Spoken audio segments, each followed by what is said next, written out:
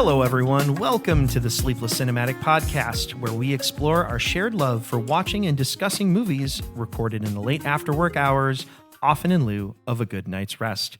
I'm Emilio. I'm Julian. And I'm Madeline. The three of us are colleagues at a Midtown Manhattan music school. Yes, music is what brings us together, but movies are what keep us together, talking at the end of the night. So we've created some order to this ongoing trend by recording these conversations, considering an overarching theme while we cycle through 5 unique guidelines for engagement. You can email us at sleeplesscinematicpod@gmail.com. Seriously, we would love to hear from you.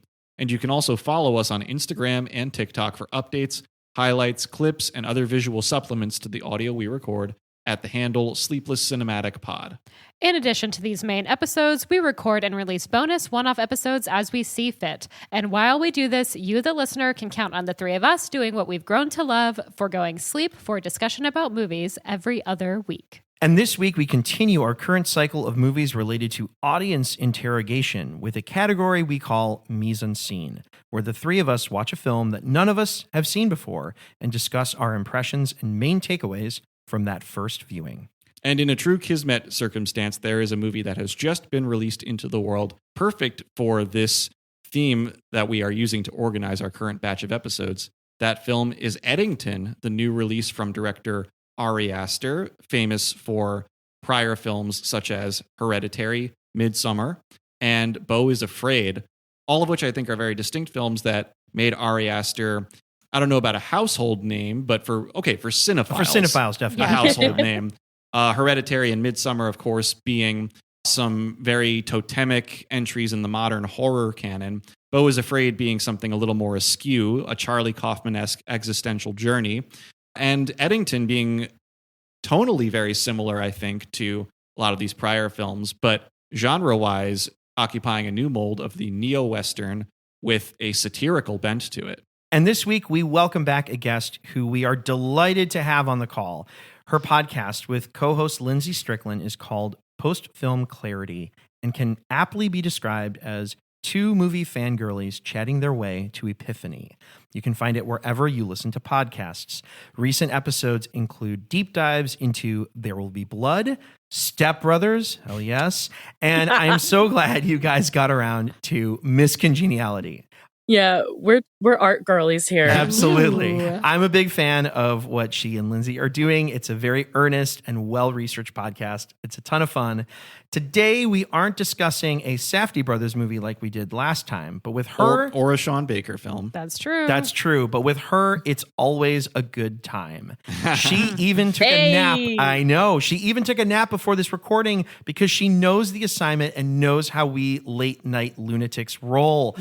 I am so excited that she can join us for this talk. Mariquita Reese, welcome back to the Sleepless Cinematic Podcast. Woo! Woo. Wow, what an intro. Thank you guys so much. I'm well rested. I'm well researched. I'm happy to be here. Well, that makes one of us. Aww.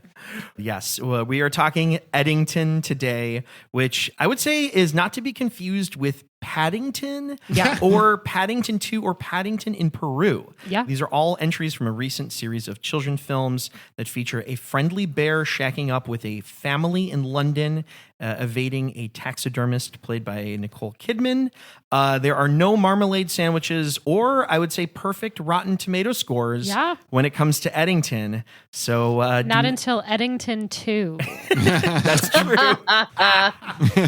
Yes, do not confuse Paddington or any of its sequels with Eddington. And although the real-life town in which they filmed Eddington is Truth and Consequences, New Mexico, this film is not to be confused with the film Truth and Consequences, New Mexico, which is released in 1997 and starring Vincent Gallo, who is not to be confused with the lawyer in My Cousin Vinny, who uses Vincent Callow as a fake name. Oh, good wow. point. Layers. Yeah. Yes, layers to this. Yes, and though in a vacuum, Eddington might sound like the name of a British costume drama, it is not that. There's a couple names you could pull to make that semi-comparison, but the one I'm going to choose is that Eddington is not to be confused with Bridgerton, the alternative history Netflix series, which I've heard is very sexually forward, shall we say? Yeah, I mean, that's putting it lightly. Yeah. One could I'm say. only putting it lightly because I haven't watched the show. I don't feel like I have the authority to say it just yet. But yes, not to be confused with Bridgerton or any other British costume drama that has that suffix. And also not to be confused with Eddie, the 1996 Whoopi Goldberg classic. Yes. Where she coaches the Knicks. She coaches the Knicks. Wow. Yeah. Yes. I know. I love it. A lot of great NBA cameos from the 90s in there. Yes. And at the time, I had no idea who any of those men were. Notably, not a lot of Chicago Bulls cameos. That's your main criticism. That is my main criticism. Maybe my only criticism of that movie when it came out. That movie came out at a time when, if I was even remotely excited about a movie, it was the best movie I'd ever seen. And so for, I don't know, about 2 weeks, Eddie took that spot. Yeah. Cool. Since we're talking about a film called Eddie now, Eddington and Eddie are also not to be confused with Eddie the Eagle. Hey, that was my next one. Wow. Oh, wow. Well, I really did not expect anyone else to do that one. Let's try to do this together then. Biographical sports drama from around 10 years ago. 2015, so exactly 10 years ago. There we go. Yeah. Directed by Dexter Fletcher and starring Taron Egerton as an Olympic ski jumping hopeful. Yes, that's Taron Egerton, not Eddington. Yes, that's true. There are layers, man. Layers and layers. I've seen this movie. Oh, what do you think? I remember liking it, but I also was in a moment of my life where Taron Egerton was like my celebrity crush for about a year after seeing The Kingsman. That's why I watched this movie. Gotcha. I don't think I could pick him up in a lineup. That's totally fair. This did not last into... Is he a white British man? He is. But he was just so British. Was he the Carry On guy? Yes, I think that's him. Yeah. I've never seen like anything he's been in. I've seen Rocket Man. He was fine. Yeah. I'm kind of lukewarm on movies like that. Oh, Like, yeah. Me too. For sure. I think we all are. Yeah. Borderline chilly. I think you're right. Yeah. That's all I got. I could throw in another. This is not to be confused with Ed TV. Do you guys remember Ed TV? That sounds familiar. Yeah, this was like... I love that movie. I do too. I saw that movie on an airplane, and I was old enough to know it was not my favorite movie. But I remember thinking it was very, very entertaining. It's so ahead of its time. Yeah, it kind of is. I remember though, you know how like Deep Impact and Armageddon both came out? That movie and The Truman Show both came out at the same time.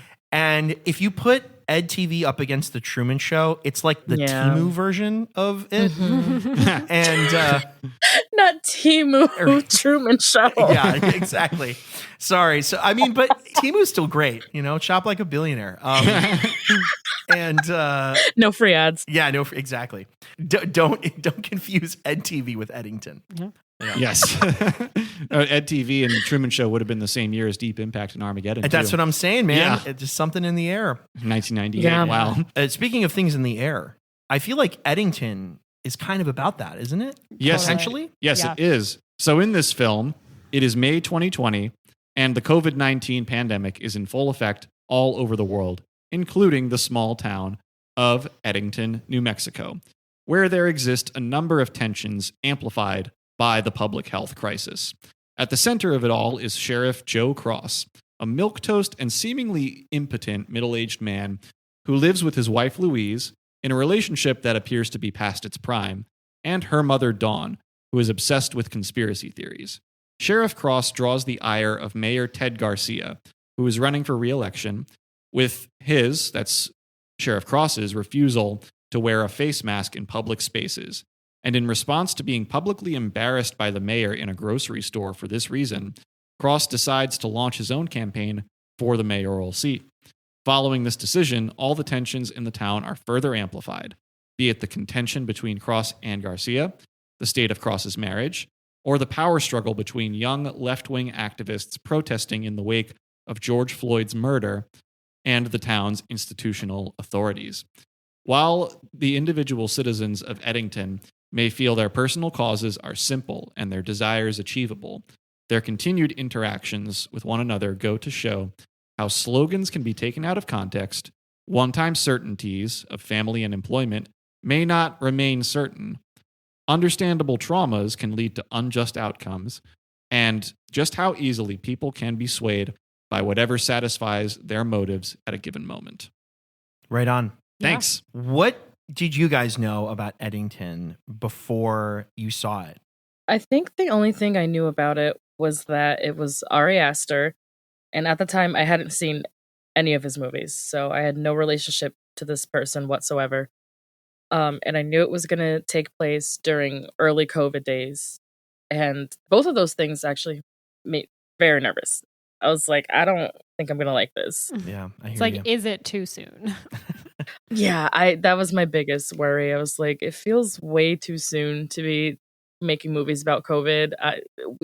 We still kind of in COVID. Like, yeah. Yeah, I know. Eternally. Eternally in COVID. So I think that was all I knew going into it. Yeah. I was kind of like you. I didn't really know a whole lot. I knew that Joaquin Phoenix was in it. I was aware that he was coming back. This was his second Ari Aster collaboration. I knew that Pedro Pascal, who's literally in everything. So many 3 things. movies at once and a TV show. Exactly. Yeah. Like, I don't understand. This guy, he has to have clones. They've cloned Pedro is what's going on here. Yeah, and I didn't really know a whole lot else about the movie. I knew the COVID angle. What was your relationship with Ari Aster? Had you seen all 3 previous films? I have not seen Beau is Afraid, but I've seen Hereditary and Midsommar, and I like them both. They were really uncomfortable movies to sit through, but yeah. I had a good time. Yeah. I know Julian and I both had seen all of Ari Aster's movies because the two of us are both big defenders of Beau is Afraid. Indeed. And a lot of people don't like Beau is Afraid. And when I saw that in the theater with Dougie, when we were on the way out, there were people booing the screen. Which I think is like a strong reaction. Yeah. That kind of makes me want to see it more. I mean, it's a trip. I find it really interesting. I understand why some people would not enjoy the process of watching that movie, let's say. But I think he's going for some really interesting things. And I think Joaquin is giving like kind of an all-timer performance. Yeah, I definitely agree with all of that. And I think that, like I, like you, Madeline, had seen all of the Ari Aster releases as they had come out.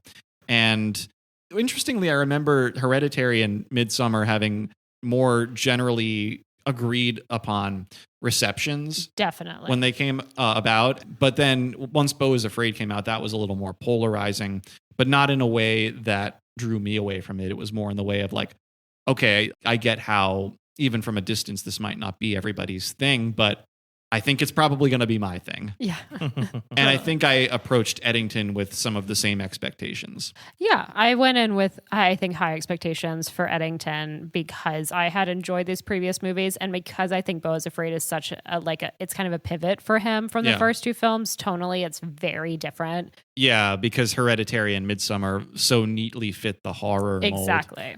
Yeah. Yeah. Although I think there are some genuinely chilling scenes in Beau is Afraid. There are, yeah. Oh, yeah. Maybe can't necessarily be described as pure horror, but, maybe they could be. I don't know. Yeah.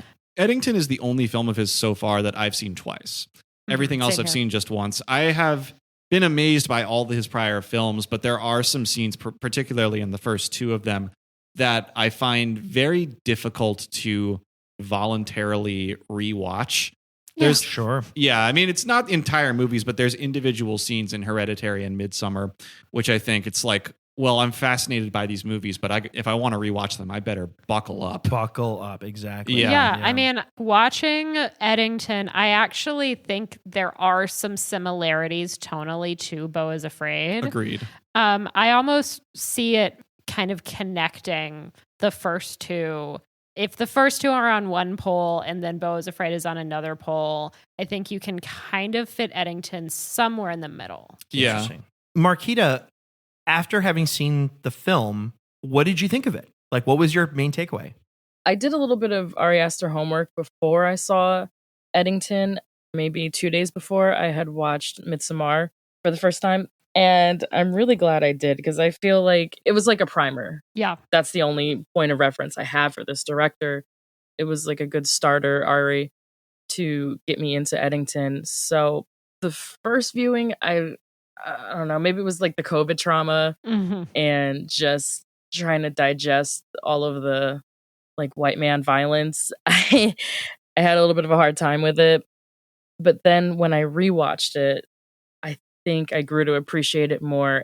I was definitely seeing more of the Coen brothers influence. Yeah. Totally. I think I just got more of what he was going for on the second viewing. He gives a lot for you to chew on, a lot to digest.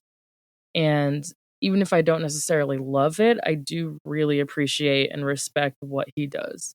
Awesome. Yeah, How I about think you? some things unlocked for me on second viewing as well. Although I think I liked it more on my first watch than you did on your first watch. But I do think that I was surprised at how much more I enjoyed it while watching it the second time. Yeah, that's also because I have I'm a little scared of Joaquin Phoenix. He's a scary guy. I get it. Thank you. He's so scary. Yeah. Every time he's in something, I'm like, oh, I don't know, y'all. I mean, He funny gets enough, so intense. I think that's the He's thing. terrifying. Yeah. I feel like I'm the least scared of Joaquin Phoenix when he's in a good acting part. I feel like I'm more intimidated by the real person of him than him in a lot of his roles. That's a good point. Depending on the role, though. Because I think like he probably... He has, go he has ahead, a really Marky. intense off-screen persona as well. Yeah. Yeah, and I You're feel right. like, I mean, the role of his that maybe is still the most watched is his performance as the Joker. His performance in The Joker is definitely like an amalgamation of Gladiator, Totally. The Master, even like earlier things like To Die For. Dude. There's just, yeah. Yo, there's shout a out lot to of- Die For. That movie is Ugh. awesome. I still have to see that. Oh, so good. My captain, my queen, Nicole Kidman. Yep. But I think that Great Ari movie. Aster is a good directorial fit for Joaquin Phoenix. I think that Yeah. the tone of his films and the acting style of Joaquin Phoenix, they mix well together. Yeah, I love when a They do. director and an actor, like when a director works with an actor multiple times to the point that you can kind of feel that they're going to have a long relationship. Like we're Yeah. still early on in the Joaquin Ari Aster Yeah. collaboration, but I get the sense that like he's his guy now, you know? Sure. Yeah. I agree. I love when directors find their guys. And the way that Emma Stone is like Yorgos Lanthimos' guy, for lack of a Yes, better I was just word. going to bring up Yeah. Begonia. Yeah. Yeah, and I mean, Joaquin Phoenix was Paul Thomas Anderson's guy for 2 movies, and then Yeah. he wasn't, so we'll see. That's true. But But just hearing Ari Aster, I listened to a couple of interviews with him, and the way that he speaks about Joaquin, I think they have a lot of respect for each other and seem to say that they have a lot of similarities in kind of their neuroticism. Right. And I Mhm. think that can really help with a collaboration if you both kind of acknowledge Yeah. your messiness. absolutely. Yeah, they match each other's freaks. Yeah, exactly. Yeah. So you, Madeline, sounds like you appreciated it out the gate, maybe liked Yeah. it a little bit more the second time. Yeah. How about you, Julian? Yeah, I've appreciated it this whole time too. I liked it a lot the first time. I did get to see it a second time. I still appreciate it a lot. I think that this is definitely in the top tier of movies that I've seen in 2025. And I think that part of the reason is that, you know, it's not like I look for this in every movie, but I think that Eddington is a reflection on our modern times that we've subconsciously been looking for a while. Maybe when I say we, it's maybe, you know, a little more like, you know, a small cinephile community like us, maybe not everyone in the world, but I do think that whether the average audience knows it or not, there's some wisdom to glean from this film that I think is valuable, you know, especially 5 years after the thick of the COVID-19 pandemic. But not just because of that. I think there's, you know, the play with the genre. I mentioned the word satire earlier. I think that's a very important detail about this movie. And Big that, time. Yeah. well, going back to a conversation that we had on this podcast almost a year ago about Wag the Dog, that our guest on that episode, Idris Goodwin, pointed out that Americans tend not to like great satire. And I think what goes along with that is that there are a lot of great examples of it in American film, but they are often few and far between. Yeah. So for there to be one that comes out that is as bold as this one, and I think as strong a film as it is, I think that gives it a lot of automatic points for me. Yeah. For sure. I feel like on your point, maybe American audiences are less tolerant, less receptive. I don't know if it's the online discourse or like Twitter film bro culture, but there seems to be every time we have a movie like this, like a Eddington, like I don't know, any kind of movie Like, where Don't Look you're Up. Don't Look Up, exactly. It turns into like a 3-month long think piece Yeah. social media cycle, and no one actually interrogates the work itself or the intent behind the work. It just turns into well, it was stupid, and I didn't like that her jacket was blue. Yeah. Oh, you don't like blue Yeah. jackets? Well, what does that mean? And then it's just people arguing about costumes for 3 months, or like when Wicked came out and all everybody was talking about was the lighting, Yeah. or whatever. Yeah. There's just something about satire that I feel like we're not hitting like we used to hit Yeah. in this country. And I think that's kind of a failure of the audience. Yeah. Everything that you're saying, Marquita, is like so fitting to bring up in light of this movie. I was just going to say, Right. Mhm. Yeah. I feel like this movie is commenting on that very dynamic. Yeah. It's so painful. Yeah, I It know. was such a painful watch at times. Absolutely. It's Yeah. funny though, like this movie was my kind of painful. Pretty Make that this episode title, please. My kind of painful. See, I'm more of a Larry David painful. right. He's my neurotic Jew. I'm a Larry David painful. Fair enough. No, that's good. We all need our favorite neurotic Jew to channel. I guess. On this podcast, that's me. I was like, Julian, are you Yeah. your own favorite neurotic Jew? I don't think I'm that neurotic, but I mean, it comes out from time to time. It comes and goes. Yeah. All right, I got you. Yeah. No, I right from the get-go was in on this movie. I am the one in this call who only had a chance to see it once, but I felt like I was pretty locked in.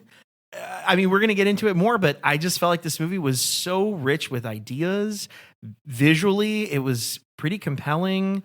We intimated a little bit before, but I think that you can see some of the themes of Ari Aster's other films creeping out in this. And I haven't even seen Beau is Afraid, but I would also say there's some shared DNA with Hereditary. Yeah. I feel with this movie. Shared DNA with Hereditary. Nice. Nice. Ah, And it just, I'm one of these Americans that likes satire. Yeah, I think the four of us are. Yeah. I grew up on it. I'm in the bag for that. And so this was kind of my recipe right here.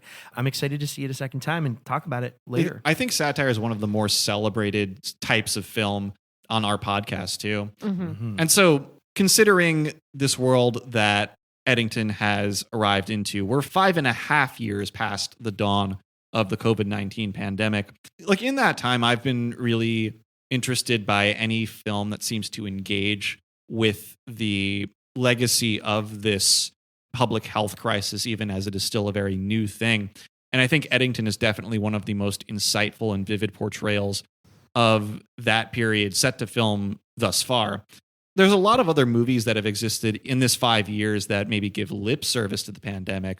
Like I remember in particular the movie The Menu having a line about like a business getting through COVID, but that was as far as it went. Yeah. And like 10,000 Years of Longing, it's like you see that they're wearing masks at one point when Right. they go outside, but it's like not really central. Exactly. But then there's been a few other films that have, like, I think, more deeply engaged with what went on in 2020 and the ripples that it's had since.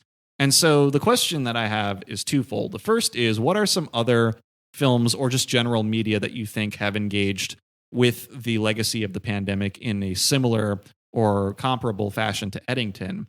I'll save the second question for a little while after. Let's talk about that first. So for me, this was absolutely Stress Positions. Oh, I love that you're saying that. Which came out last year, which Dougie reminded me of. So, before Eddington, that to me was the quintessential COVID movie. Mm-hmm. It takes place in Brooklyn, where I live, where you live. Yes. No, you live in Queens. I just moved back to Bushwick. Cool. All right. Yeah, so yes. I lived there for 10 years. Yes. So it's very... It takes place in Brooklyn during peak COVID specifically. Mm-hmm. And there was something about that film that was able to capture not only the experience of COVID lockdown as a whole, but I think the specific New York experience of COVID lockdown with the kind of constant sirens and the constant fireworks. Like it was so specific, I think, to New York.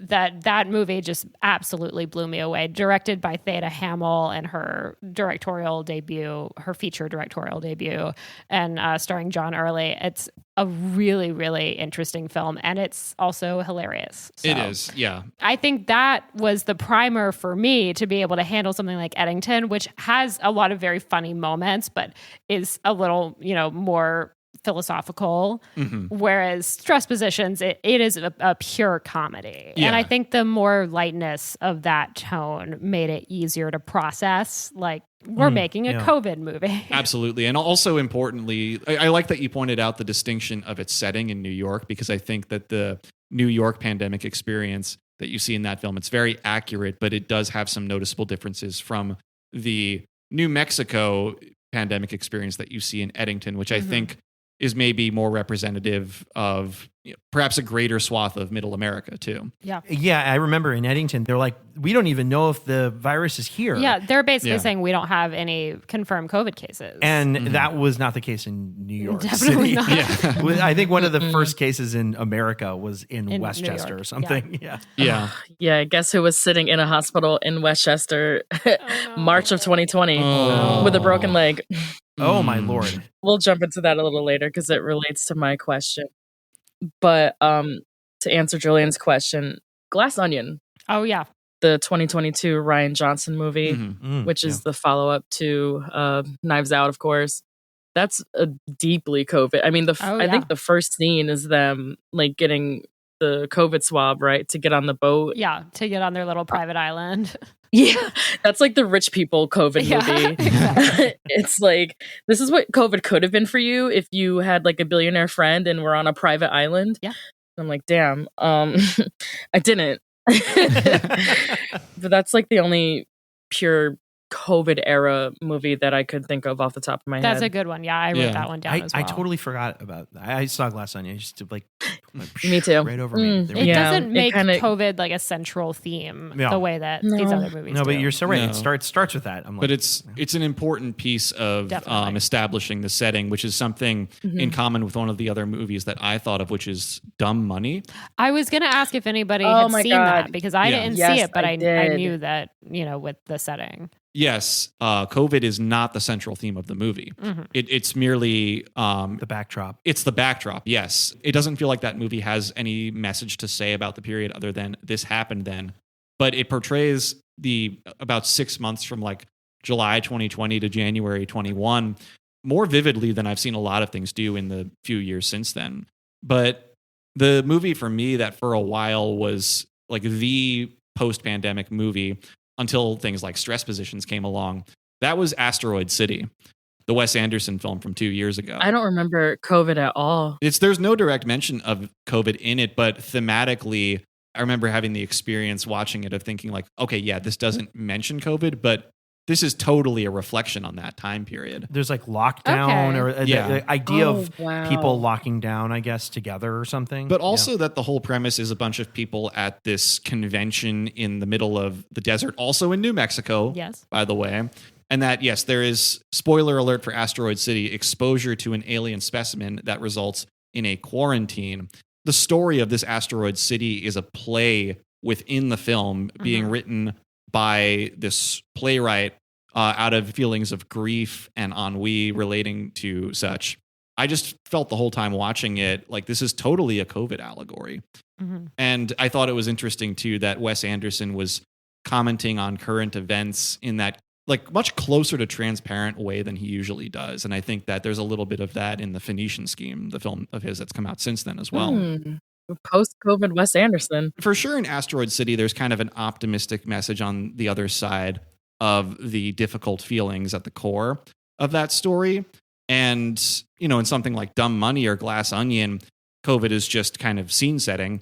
But then in Eddington, I think that the message, I don't know if I'd call it full on cynical, but, this is a movie that is at least interpreting the cynicism that period of time brought out in a lot of people. I would think the movie is pretty cynical. Yeah. I mean, I hesitate to say that with full commitment for reasons that I'll explain later. Okay. But I feel pretty confident standing on that, but I respect your decision not to. Yeah, I'll elaborate. So then the second part of my question, there's a lot of things in this film that could also happen if there were no pandemic in the story. And yet I think the story occurring during this time period is an integral detail of the film. And so how do we define the importance of this film being set during that period? And how does the presence of the pandemic in the film register to you in 2025? I think this movie was giving me war flashbacks. Yeah. There's just like little insert shots throughout where, I mean, there's a lot of social media use in this, right? It's a lot of phone usage and a lot of scrolling, timelines. Doom scrolling, yes. Yeah, definitely. The podcast playing in the background, the 56 numerology YouTube videos.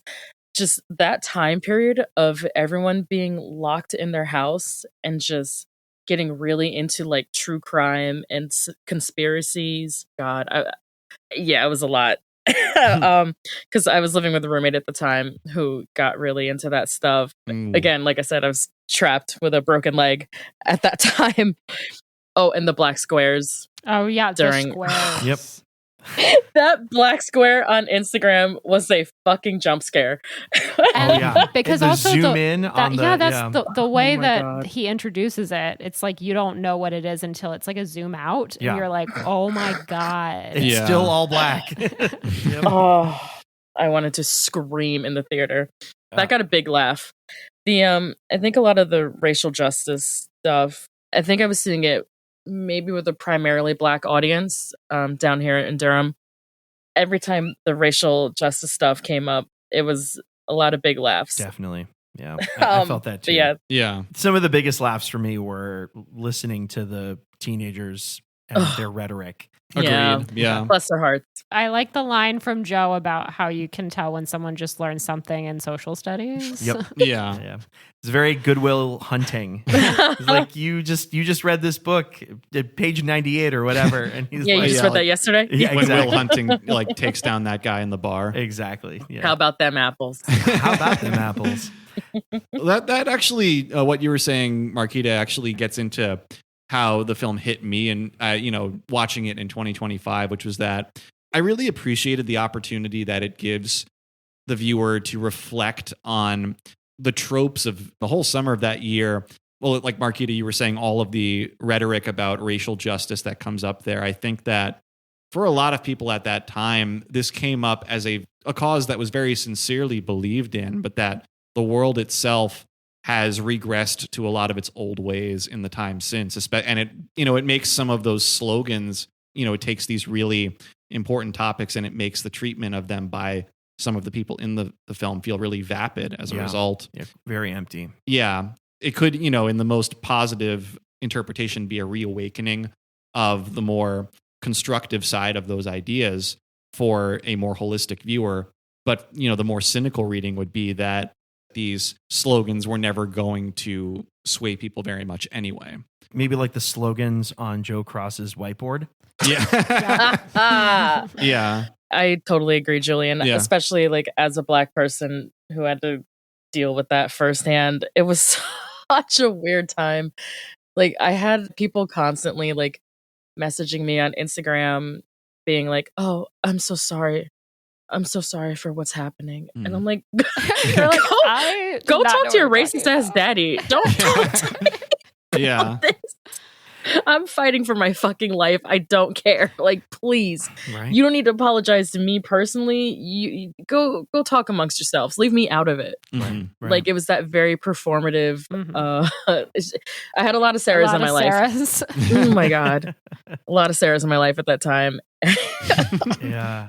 Yeah, to answer your question, Julian, I feel like the importance of COVID is really central to this movie. We used the word cynical before. I feel like Ari Aster is pretty down on the state of America and maybe the state of, or the global state of community. Why would he be? What do you mean? What reasons going great. may there be for that? I mean, I would say that he has plenty of evidence to support that. I feel like COVID was the thing that just accelerated so much of what is already there in our society, the narcissism, the performative nature of engaging with one another, the idea of claiming that we want community, but really actually retreating to our own little silos and getting obsessed with things like true crime or conspiracies or things like that. And COVID just gave everybody the best excuse possible to do all of that. And so I feel like when I watch this movie, I'm watching a film directed by somebody with a very particular opinion about how this was just something that put a mirror up to all of us and was just like, this is who we are.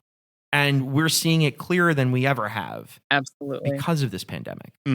Yeah. I mean, we isolated ourselves further through the internet, which is like in its core meant to connect people. Exactly. Right. And all it did was further divide us, I think, in that time, especially. And I did listen to some interviews with Ari Aster. He mentioned how, he had lived in New York, but at the time, like during COVID, he moves back to New Mexico, where he spent a lot of his adolescence. That's where he's living when he's writing this movie. Oh, so it's like pretty autobiographical.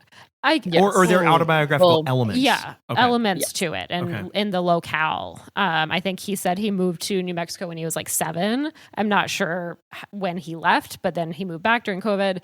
And he was also talking about, for research, he created these different Twitter accounts and kind of builds their algorithms separately. Oh, interesting. And just to see, like, what are people being fed? I love this. What I'm being fed, if you're Ari Aster, what you're being fed on your timeline is going to be entirely different than what like a small town sheriff in New Mexico is being fed on their timeline. So I found that to be a really interesting part of his research process that he talked about, was like, which avenues of the internet are people being sent down, and how much of it is like, things that they're actively trying to engage with, and how much of it is things that are being fed to them. Right on. Yeah. That's such a great question. It's something I've noticed that I bring up conversationally amongst my friends now. I'm like, what's on your Discover page? Yeah.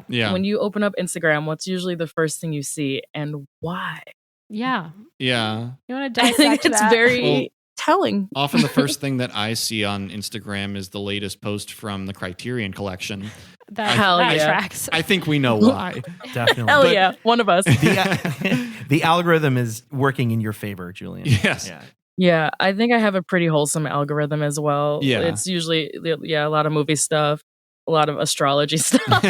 Nice. Yeah, a lot of comedians, cats. There we makeup. go. Great. I love that. That all sounds great. I have a great time on the internet, honestly. But because you were mentioning the algorithm, Mariquita, I mean, this is making me reflect on how during the pandemic, that was actually when I joined Instagram. I think largely great timing. I had been on Facebook for years before then, but I joined Instagram because of it being a more widely used platform and feeling starved for communication at that time. But then I found in the years since then, I've used Instagram less and less as time has gone along. And the other feeling from COVID that I think about in, the reflections that watching this movie gives me, but also just in reflecting on that time in general, was that maybe we can all relate to this a little bit, maybe less in your case, Emilio, because you were raising a kid at that time. But, as soon as lockdown began, I started watching movies day after day. Might as well check things off my to-watch list. But then about 6 months into the pandemic, I burned out. I couldn't do it anymore. It was just like I felt too enclosed, like there was too much of that going on, and I almost couldn't tell one thing from another. And in spite of, the pandemic being this time where, maybe in our most optimistic of moments, we thought maybe this is a time to better connect with people, that we all kind of retreated into our own little bubbles at that time too. I felt it on a visceral level. Definitely. I mean, I think we've kind of naturally segued into Mariquita's question. Yeah. If you want to go ahead and pose that. We have. My main question and takeaway, I think this is the first thing I wrote down on a rewatch, is how was everyone's 2020 experience relatable to this movie specifically? Is there any behaviors from characters that you felt was like oh, I can see a little bit of myself in this, or hopefully not. But I just wanted to put forth the question. I did not commit murder during COVID, I swear. Well, I'm sure some people deserved it. Yeah, I'd say so. I'll jump in and say that I can tell that Ari Aster does not yet have a kid, because there was conspicuously absent from this film the presence of anybody raising an infant. And if you were somebody like myself and my wife who had a 7-month-old and suddenly it's March of 2020 and everything shuts down, Wow. it was such a specific type of experience. It was both awful and wonderful. Your question actually unlocked that for me. And I was talking about it with my wife, and she was like, yeah, it was in a weird way really beautiful, but going through it, it was also like really stressful. I was not watching movies. I was like holding on to things for dear life oftentimes. I'll say on a more comical level, the thing that I related to the most was observing people's masks. Oh my God. The mask police. The mask policing. So I was maybe a little more open-minded to the type of Joe Cross that would show up. But at the same time, I would get bothered by people that would wear masks and it would like hang below their nose, their nose and their mouth. Yes. I'm like, if you're going to do it, fucking Commit. do it. Like, commit, you know? And I loved how this movie did that. I also loved, and this was a detail that I only clocked because we lived it, is Brian's mask is so small for his face. Yes. And I'm like, dude, what are you doing? It's such a great detail, Emilio. The mask policing that I was doing during as a viewer during the movie was insane. Yeah. Every scene, I'm like, where is it? How close to their nose is it? Is it all the way covering? Is it tight enough to the ears? What kind of mask is it? And I'm like, there aren't enough N95s. Yes, that's the point. Or the ones where people would put them on and they would say that they're wearing masks, but they were dangling from their ears. Yeah. Hanging, I remember hanging off the ear. One of the many things that I watched during quarantine was Watchmen, the miniseries. And yes, me too. There's a scene in like maybe the first episode where like someone driving a car gets pulled over, and then there's a police officer wearing a bandana over his mouth who pulls it down to speak to that person. And that was not filmed during COVID, but I just had the automatic reaction watching that of, don't do that, you'll get COVID. Yeah. Oh my God. Yeah. Yeah, the mask thing is such a good pull, Emilio. That like immediately brought me back to 2020. Yeah. I think especially because I wasn't going out a lot during that time. Yeah. I was like hyper aware of it when I did start going out in public again. So yeah, definitely. Oh man, that brings me back. Yeah, Mariquita, I'm interested to hear about your COVID experience because you had started talking about it a little bit earlier. Yeah, so my COVID experience, I think now that I've seen 2 Ari Aster movies, I think I had a very Ari Aster kind of start to COVID. Well, that's unfortunate. Let's see. We went into lockdown in New York. I was still living in New York State at the time as a brewer. And we were maybe 2 weeks into New York State lockdown. And I was an essential worker because, you know, alcohol is essential. They got that right. You know? Yeah, in the first 5 minutes of the movie. Yeah. Yeah, Cuomo was like, you're absolutely still going to work. We cannot shut down breweries or distilleries during this time. Like, he basically like had a meeting with all the brewery and distillery like guilds and was like, hey, if people can't drink, then they're going to go through withdrawals. And if they go through withdrawals, then there's more people in the hospitals. You have to stay open. And everyone was like, oh shit, you're right. And the ones that didn't stay open switched over their operations to producing hand sanitizer. Because obviously, I mean, it's the same process as distilling. Right. So, interesting, yeah. We were brewing, we were open. I was a quote unquote essential worker. And maybe 2 weeks into lockdown, I was working late at night alone in a 20,000 square foot facility. And I slipped on a wet floor and broke my leg. Oh my God. And I had no phone. Oh no. Oh and no. The brewery was locked from the inside. How are you here speaking with us? Fucking horror movie. I almost died. Yeah. Now that I've got the visual language for it, I'm like, ooh, this is feeling very like Ari Aster coded. So I had to crawl with my leg like twisted around backwards. Like I got on my elbows and dragged myself across the brewery to get to my phone. I laid there for 3 hours until they could find me, get the doors open, get me to a hospital, you know. Damn. And full on Daniel Plainview over here. No, literally.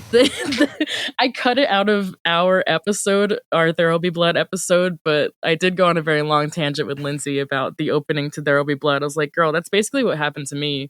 Well, we are not cutting that out of this. This is going to stay. Okay. Yeah, unless you say you want it. It's what happened to me in April of 2020. God damn, that's awful. So, it was fucking bad. So the first like little Eddington, really, really dark laugh that I had, like remembering that time period, was I'm laying there, literally my leg is at like a 90-degree angle.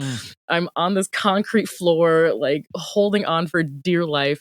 And the EMTs finally found me.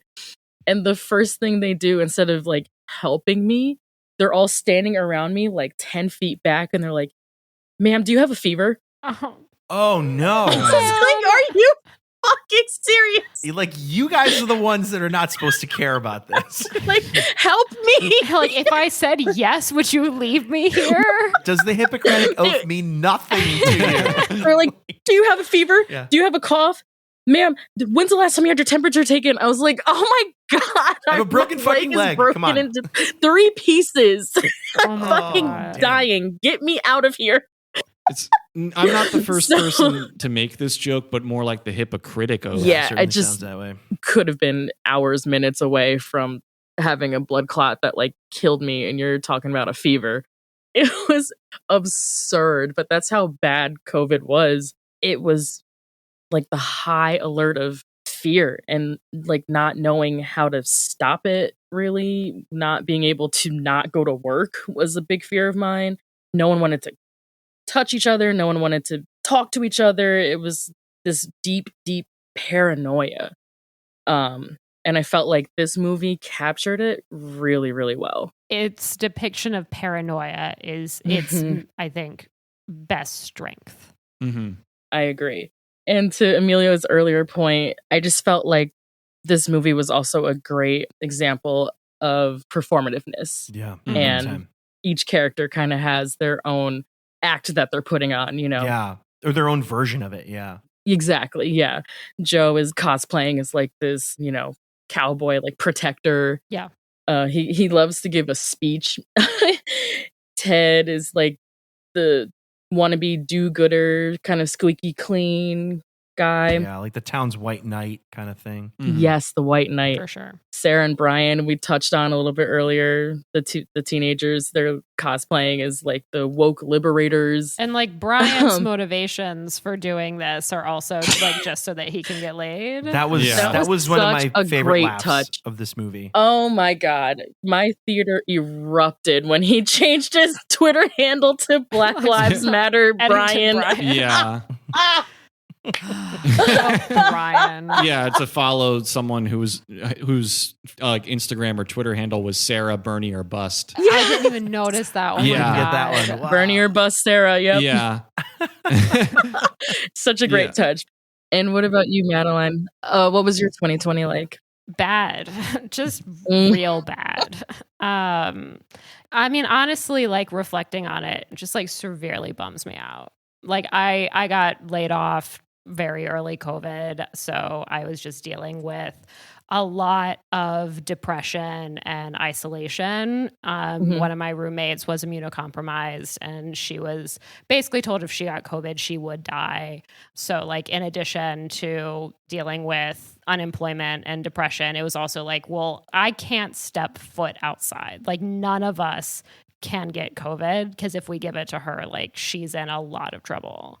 So yeah, I mean, I played a lot of Animal Crossing, honestly.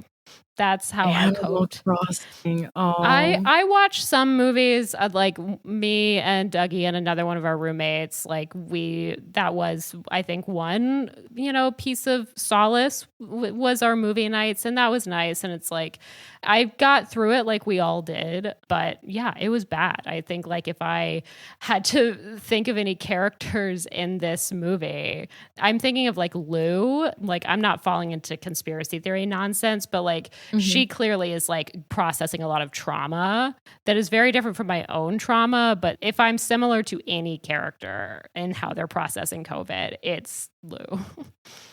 She was going through it. Yeah. Yeah, and with her, all of the dolls that she makes too. So horrifying. Which it seems like was a habit of hers well before that time. But I think that that's the kind of habit that would have been exacerbated by the isolation of 2022. I also interpreted that in good my point. second watch as like the dolls originally being a coping mechanism to deal with her own assault, because she's like, oh, I've been doing these just like this since I was 10. And, it's heavily implied that she was a victim of like child abuse. Yeah, absolutely. I want to talk about Austin Butler a little bit. Oh my God, yes. Let's talk about him. Him and Emma Stone's relationship in this movie is just so interesting. Yeah, sure. big time. The second time I watched, I noticed that they both brought up the concept of shame. Yeah. Especially that is a second watch pickup. but it's particularly from Louise, the Emma Stone character. Yeah. Yeah, I think she kept saying, I won't be ashamed. Like, you can't shame me. Yeah. And I think Vernon, his character's name's Vernon, he had said something too about not being ashamed. Yeah, he says it Joe to was Joe, trying to make him like, feel, Yeah, he says to Joe, like, you're trying to make me feel shame. Right. When For Joe's something that kind of happened to me. questioning, like, this ridiculous, let's be honest, like manufactured memory of like you were sold into child slavery and then set free to be hunted. Joe is kind of like, okay, but how? Yeah, are you sure? And that's, I think, when Vernon is like, you're trying to make me feel shame. Yeah, watching that scene, that was the moment when I was like, this guy is so full of shit. Oh yeah. In a movie that delights in not taking sides, I think that was a moment where you, the viewer, were asked to align with Joe's suspicions. Yeah. And to think that he was right to feel them. Yeah. I do think that the movie and Ari Aster and Joaquin are able to make you feel some empathy for him sometimes. I do think that dissipates throughout the film. Sure. But I think that is 100%. one moment where you are like, okay, well, I think Joe and I are maybe aligned here that like this guy is smarmy. Yeah. I thought that Austin Butler performance, I mean, I felt like in a different movie maybe made like 15 or 20 years earlier, that character could have been played by Owen Wilson. It made me think of I could see that. Owen Wilson. Vice. It actually made me think of Owen Wilson's performance in an episode of Documentary Now. That's the other one I was thinking of. Yeah, which is it was a spoof of Wild Wild Country called Batshit Valley. I haven't seen this. He's got to Very check good. it out. It's Yeah, it's it's really very good. funny. Owen Wilson Batshit is a Country. great spoof of a cult leader in that. It's like guru just styled guy. just like just put your credit cards in the bin and you'll be free. Yeah. Yeah. Also, can we just acknowledge the metatextual detail that so Austin Butler is in this movie, and then Tom Hanks was the first celebrity to be diagnosed with COVID or test COVID positive. And he was born in 1956. I'm sorry. That's 56. not the route I was going, but yes. But who acquired COVID, I believe, on the set of Elvis. Oh, right. Yeah. Yeah. They were Oh, filming in it Australia. Australia. Yeah. Oh my God. So how do we know that Vernon Jefferson Peak isn't just what Austin Butler was doing on his downtime while that film was not being made? I love it. Oh, the Elvis connection. I didn't even see it. Yeah. But that character, I like how little you see of Vernon Jefferson Peak in the movie too. Some of the reason may have just been because of how busy Austin Butler is and they couldn't get him for very many days. But, he's this character who I think the movie knows that there's not a lot to read into with him. You only see him in person for one scene or for two scenes, technically. He's more of a figurehead than anything else in this film. But I think it kind of adds to the depiction of that time that you don't get a lot of development of him, that he is someone who is, you get a little bit of exposure to, and then Joe and other characters are just left to develop their ideas of him. Well, his presence is also very vital, I think, to the tragic end of Joe. Yeah. In that, in addition to the physicality that Joe has to deal with at the end, we remember the very start of the film, Joe's watching this YouTube video about like, how do you convince your spouse that doesn't want to have a child to have a child? 100%. Yeah. Yep. And then at the very end, when you're seeing him watch this like press conference or whatever for Vernon Jefferson Peak. I love that name. Great character name. And you see that Louise is pregnant, with Vernon's child, supposedly. So that is just kind of the final nail in the coffin for Joe, I think. Yeah. And I think, going back to some of what you were saying, Emilio, about how the film makes you sympathize, if you'd call it that, with Joe, I think that I wouldn't go so far as to call him an audience proxy character, but I think that he is someone who exists kind of between the extremes in this movie for much of its runtime. Obviously, he takes an extreme later on, but you get the sense for much of the first half of the movie that Joe is kind of just confused and trying to make sense of what's going on around him. For sure. I have a question related to that, actually, for all of you. In your screening, was the audience on Joe's side?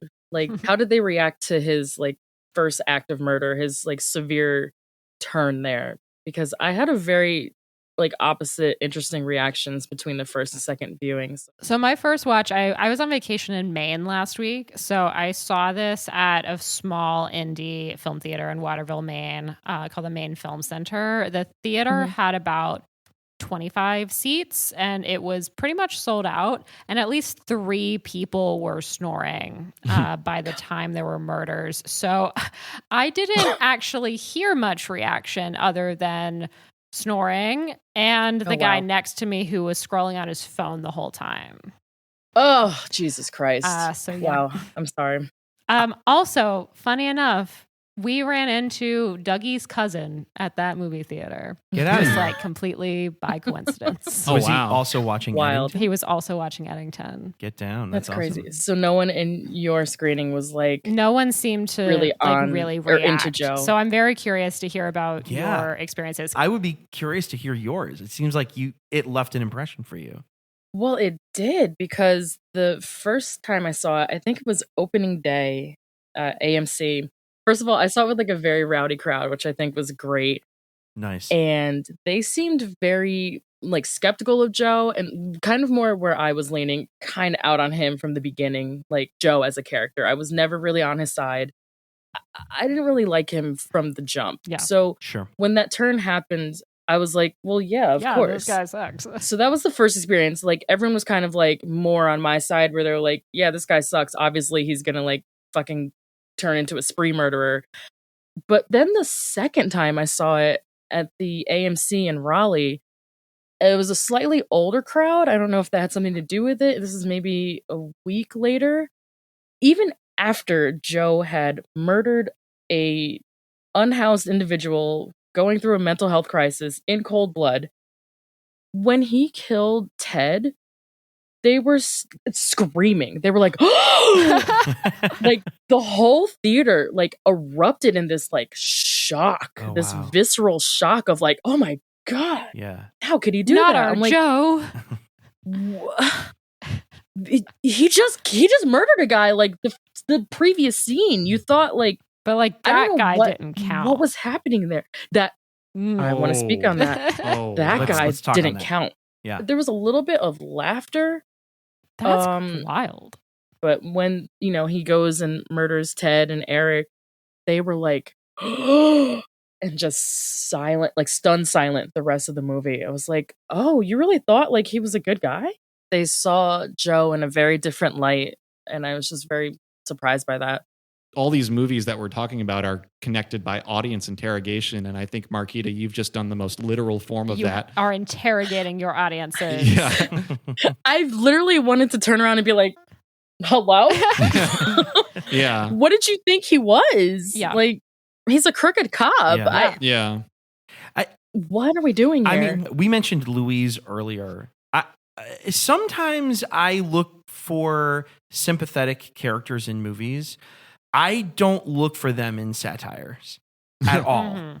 Yeah. And to me, Louise, I can feel a sense of sympathy for what her character is representing as someone who has experienced some sort of trauma. But she's also pretty awful in this movie. Yeah. And there's a bit of a chicken and the egg where it's like, where did this relationship go so bad? I mentioned earlier this idea of society kind of unraveling in some ways and COVID accelerating that. And I think marriages are a microcosm of that. And I think... Oh my God, we didn't even talk about the COVID breakups. Exactly. Yeah. Well, Yeah. this is... Joe and Louise are COVID breakup if there That's ever true. was one. Wow. Yeah. You know? Are. And so Joe goes out and blows away this unhoused guy after Louise leaves him. Yeah, it's like Louise leaving him, and then also like the video that Eric took of him being, you know, kind of physical with this same unhoused guy. So I think that's also part of it, is that when he encounters this guy again, he is kind of "You were like, responsible for this." This is Yeah. partially your fault. Exactly. You're like Yeah. bad for my image. Yeah, you made me look bad. And also that he's just had an additional embarrassment with Mayor Ted Garcia. Exactly. When he was Yeah. called in to resolve a noise complaint. And then, you know, this very petty fight emerges between the two of them where Joe keeps lowering the fader. Best And needle drop ever, by the way. I Katy Perry. I Oh my God. gotta be honest. Yeah. I cannot stand that song. I mean, yeah. Yeah, but No, but me I neither. respect. It was so funny. I respect Ari Aster's use of that, and that's a trend in his movies. I think every one of his films has at least one darkly comic needle drop. He said on some podcast I listened to, I think it was the IndieWire Toolkit, maybe, that they originally wanted Empire State of Mind for Oh, this. nice. For New Mexico? Well, that was the joke. Yeah. He was like, I just think it would be so funny for them to blast this like New York anthem and this like small New Mexico town, but they couldn't get the rights for it. Yeah. But he said he was really happy with the inclusion of Firework because it has such like a booming bass line that almost makes you sick if you kind of turn it up. Sure. Well, but I thought like part of the message of including that song is that, like, you know, when you think about the lyrics of it, it's like, come on, let your colors burst and things like that. I feel like that Joe in that moment is deriving a little bit of really perverse encouragement. Letting his colors burst. Yeah. Like that he's kind of like, it's subliminally affecting him as like, this is your moment to make your mark. And that like kind of subtly motivates the act that he commits in the next scene. It's his like pump up song. Yeah. Yeah. Katy Perry is to blame for his murder spree. I agree. She's having a rough year. Yeah. She deserves it. Yeah. Yeah. And Ari Aster's only added to it. There we go. But the turn that you see occur with Joe, I mean, the immediate comparison that came to my mind was to Nashville. Oh, yeah. Okay. Yeah. So let's take a quick step into comparison corner and talk about Nashville. Oh, yeah. Let's do it. Oh, look at Yes. that. Masterful. Because there are a lot of ways I think that this film pays homage to Nashville, but number one has got to be his microphone attached to his car. Definitely. Yeah. Driving around exactly like Nashville. I love it. Yeah. You know, more of a libertarian message as opposed to, I think the candidate from Nashville was more of like a proto Bernie Sanders type. Hal Philip Walker. That's the guy's name. Yeah. That's right. Yeah. That's right. But Joe is not the only character in Eddington who I think has that kind of status in the film where you think that there's maybe not nothing going on inside their head, but you can't tell it. And then it turns out to be something much more extreme than maybe what you expected. And I think the other character who that describes is Brian, who seems to just be totally peripheral for much of the movie. Maybe even like, you know, in a dark way, something of an audience proxy. You know, it came up earlier that he's kind of just making all these activist movements just, you know, with hopes of getting laid. Mm-hmm. But, you know, towards the end of the film that he has this big turn to when he witnesses Joe under attack and decides it's time for him to step up. Brian, who has been posturing as this liberal figure for much of the film. I mean, in the closing social media montage, you see him in a photo with Marjorie Taylor Greene. I mean, full Yeah. Kyle Yeah. Rittenhouse over here. Yes, Ex- absolutely. Yeah, That was a huge laugh when her face came up in the theater. Oh my God. Yeah. And in the theater, both times I saw it too. But that made me think of, I need to look up the character's name, but the character in Nashville who you think is kind of a nothing character for most of the movie and then has this really shocking twist at the very end. Which we will not specify for Yes. those who have not seen Nashville. No spoilers. I haven't seen Or it. not Yeah. listen to our episode about it. That's true. Yes. Kenny, that's the character's name. Yeah, I gotta cross some more Altmans off my list. I just haven't gotten to that one yet. That's one comparison that came straight to my mind. Do you guys have some others? That was the big one for me. That was the one for you? Yeah. Cool. This has nothing to do with the COVID stuff, but I'm going to focus on the third act here. Mm-hmm. Has anybody here seen the movie Straw Dogs? No. No. This is a Sam Peckinpah movie from 1971. It stars Dustin Hoffman as a mild-mannered mathematician who temporarily moves to his wife's rural hometown with her to do some work, only to realize that he is going to be antagonized by construction workers.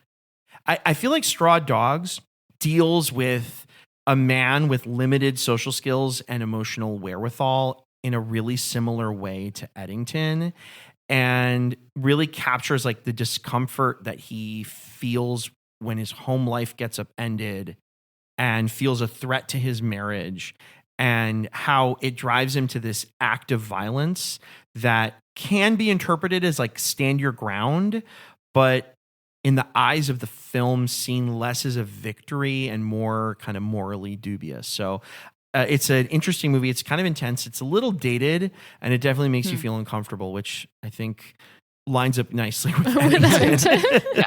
That's on brand. Yeah, that's mine. Straw Dogs. Marquita, do you have any comparisons?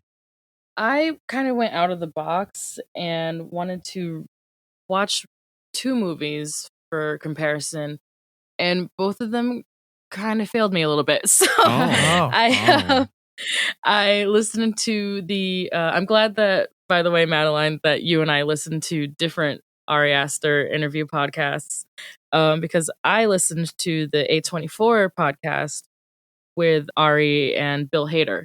Cool. Oh, cool. Great discussion, and they're just rattling off movie after movie after movie after movie, and Ari mentions a few that he was kind of like influenced by, or that, you know, he had in his mind while coming up with the concepts like visually for Eddington. So I watched one of them, and it was Wim Wenders' The American Friend, which I didn't realize was another Tom Ripley movie. Oh. But it's mostly in German. So that was a little bit of a tougher watch for me, because I was like, oh, I actually have to pay attention. Damn, there's subtitles. And then I was too focused on the way that Dennis Hopper was playing Tom Ripley. You know, my favorite Ripley is, of course, Matt Damon. Hell yeah. And then, you know, Alain Delon very close behind, the most gorgeous man to ever live. Yeah, he's a dreamboat. Right? Oh my God. Yeah, he really is. Actually, you know what? I can draw this comparison. I just pictured it in my head. Dennis Hopper plays Tom Ripley kind of in a Joe Cross way. It's so weird. He wears a cowboy hat. He's very like kind of garish and out of place in this, like, you know, kind of stuffy German art dealing world. It's just a very weird interpretation of the character. I don't really know what Dennis Hopper was going for. So yeah, it did definitely, I guess the Joe Cross imagery is what I picked up from that one. Cool. And the other movie was Young Mr. Lincoln by John Ford, which is what Joe is watching at the end, right, with his mother-in-law. Yeah. Couldn't really find the connection there either. I don't know. I was like, what am I missing here? Why did he choose this scene specifically, this movie specifically? I don't know. I wasn't getting it. This one was beyond me, I fear. I failed. All good. No All good. failure at all. Yeah, no, not at all. Yeah. It was just a very saccharine, like, idealistic view of Abraham Lincoln. I don't know what he was trying to say with that inclusion of that movie in this movie. I mean, at one point towards the beginning, I noticed you get a quick shot of a VCR in their home, and the VHS tape that's in there is Major League. So I don't know what he's trying to say about Major League either, being in this movie.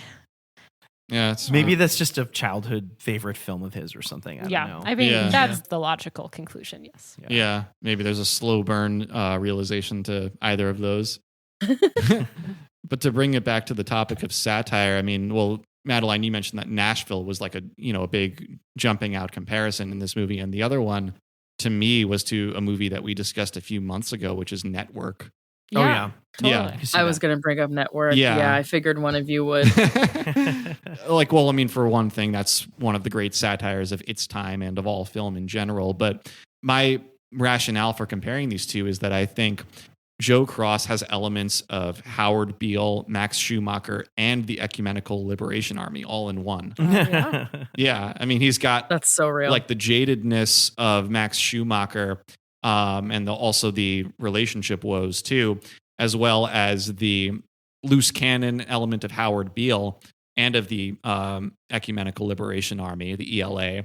But also, it's just even beyond his personality traits, the way that media is a character in this story. Totally. Yes. That was really the first thing that jumped out to make that comparison. And especially when early in the movie, after Joe is publicly embarrassed for not wearing a mask at the grocery store, that he just decides to campaign for mayor right there.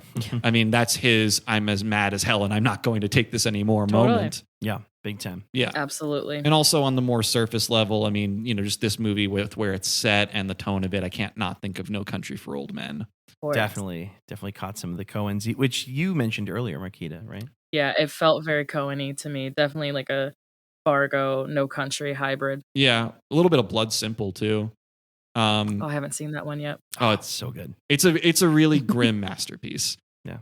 Ooh, okay. It's right up my alley. Yeah, okay. Did any of you get a good look at the special thanks during the credits?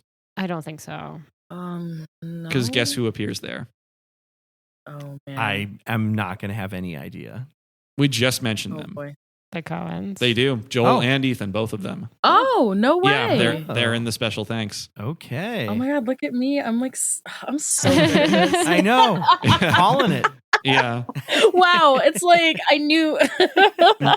And I didn't even catch that. Special thanks portions of credits are always interesting to me because you see some notable names there, but it's not specified how they contributed or what they are to be thanked for. So it's kind of like, exactly. Oh, what did they do? Did they read the draft of this or something? Or was Ari Aster just like, I watched a lot of Coen Brothers movies while writing this. Thanks, guys. Yep. I mean, Yeah. Ari Yeah. Aster looks like he could be a younger member of, in a younger generation of that family. Oh, absolutely. Yeah. He looks like one of that's their a good kids. Yeah. Yeah. And that has been Comparison Corner. Yes, thank you. Yeah, of course. Now, I said it before, I love satire. I also love a good dark comedy. Satire, dark comedy, very interrelated there. And I felt like Eddington had several moments that were quite dark and wickedly funny. So I wanted to ask you guys if there was a dark moment that you felt no reservations laughing at, and if there was a moment that you laughed at but felt very conflicted about finding funny. I think every time that Lodge was on screen, it elicited a lot of very hesitant laughter. And that's including me. Like at first I was kind of like chuckling, but throughout the movie it just gets more like severe, and just the way everyone in town treated him. Yeah. And obviously he's mentally ill and he's physically ill and he's hacking along all over everybody, and no one fucking helps him. Yep. Yeah. And it really started to bother me. And then of course by the time Joe just shoots him, I'm like, yeah, of course, ain't that how it goes? Yeah. And he's like the one unhoused person in this whole town, and they don't have the resources to help this one man. This one person, and everyone's just like, ugh, get away from me. Yeah. So that was like a tough, I wasn't sure if Ari was trying to be funny or not with that, but like, yeah, a lot of the wildly enjoyable laughter was, like I said earlier, the Black Lives Matter aspects, and just basically everything that Sarah and Brian were doing. It was just killing me. I thought she was a very well written character. Yeah. I thought she was fantastic Yeah. in this She movie. was excellent. I've never seen her before. Yep. I don't think. Yeah, that actress who plays Sarah is named Amelie Hoferle. Hope I'm saying that right. Maybe this is the breakout for her. Yeah, I mean, Yeah. one small Brian moment that I laughed at was when he's trying to chat up Sarah and he's like, Angela Davis won the Lenin Peace Prize by the Soviet Union.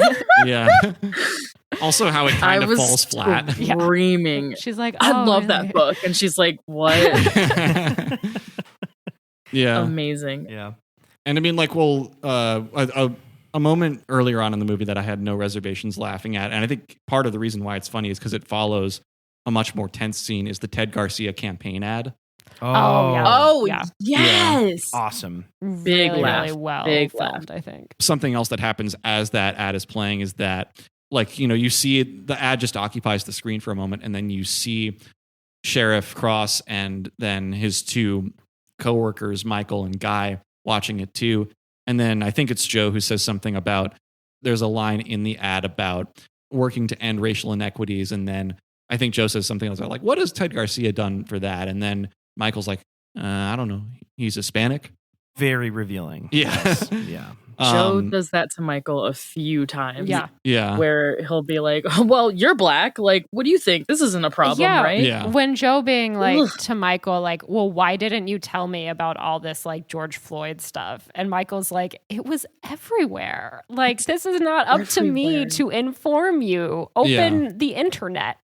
I felt really badly for Michael. Yeah. A black cop in 2020 in a small, mostly white Yeah. town. Ooh, I know he was going through it. Yeah. I thought Ari kind of missed the mark a little bit sometimes on the Michael character. Yeah, I kind of agree. He's one of the reservations that I have. I actually feel like Me too. the movie leaves him in the bleakest place. Oh, yeah. And Because he's Yeah. still in this system well, by he's the end of it. he's still in the system, and he's also, it's almost insinuated that he is going to be the next Joe. Like Yeah. that he's Yes. building a rage in him. The idea of it is kind of interesting. I feel like is kind of tricky that like he's the guy, Yeah. you know? Mm-hmm. That was some of my reservations as well. Yeah. I don't know. I just thought he was a little thin maybe on paper. I think visually though, and through the performance, there was more fleshed out to Michael, but I just wanted to know a little more about him. And I just felt like we didn't get a lot of interiority Sure. with him. Yeah. And I think as the only black guy in town, we needed that. It's interesting too, because they kind of set him up, and I didn't even think about this until just now, but they set him up to be kind of like a parallel to Joe, because he's a legacy hire Mm-hmm. as a Yes. police officer in some respects, that he's there because he's kind of following in his dad's footsteps. And even that is like not enough for Guy, like by the point that Michael has been accused by Brian of killing Ted. It's like, Guy is suddenly like, oh, well, all along, We gotta go investigate. He wasn't with us. Right. Yeah, he said something like, "Oh, do you think?" What did he say? Like, He's "Oh, a do you think he's a spy?" And I'm like, a spy for who? And Joe's like, "A spy of what?" Well, there's the paranoia coming out, Yeah. because by Yeah. that point, all the Antifa or whatever Yep. is starting to He's creep in everyone's a heads. Antifa, Blacks Lives Matters Yeah, the spy. S really says Yeah. a lot. Yeah. The blacks. Yeah. Oh, Oh man. woof. Oh, I hated Guy. Yeah, he's garbage. Yeah, Yeah. I felt Yeah, he really is. badly for Michael in this movie, and I think that Sarah lecturing him Yeah. on his blackness and how to be black was so fucking triggering. Just Sure. like, oh my god, a like liberal white woman like telling me how to like think and feel about something that's happening to like my community. Like, girly, who asked you? Yeah. Right. Yeah. What? And This isn't how. Most of the characterization you get of Michael is it happens from other people's interactions with him, from his interactions Yes. with Sarah, and Not from him. and from his interactions with Guy. So I do think it would be interesting to see, like, well, how can we develop Michael in a way where we know anything about him other than the fact that he's like dating this too young for him white lady. Yeah. And he has these And like his dad really was a terrible cop. coworkers that he has to deal with. Yeah. Yeah. And the framing, oh man, the way that Joe set him up Oh my to take the God. fall for all of that. Oh my God, it was pissing me off. The first time I saw this, I was just like so out from the moment. Like he turns around, he's like, "Whoa, let me check your phone, Michael." It's like, here we fucking go. Exactly. Like, Yeah, oh and my God. when I watched it the second time, I was trying to kind of pinpoint, like, because the first time I watched it, when they find the watch in his car, I'm like, okay, when does this get planted? And so in the second time, I'm trying to figure out, like, when does Joe decide to pin it on Michael? And I think it's not until Brian comes in. I think that when Joe goes out to like get his phone, I think that's when he plants the watch. I think Brian coming in to make like these improv. Yeah, I think Brian coming in to make these accusations gets the wheels turning in Joe's head where he's like, that's who I can pin it on. I think isn't maybe like right before that scene, isn't there a moment where you see Joe driving and he has this piece of notebook paper with a list of suspects on it, and I think Michael's not on it. But Brian is. It's like Sarah, Brian, Ted's assistant, and Dawn. Yeah. Which I found wanting to get his mother-in-law out of the picture. What a sociopath.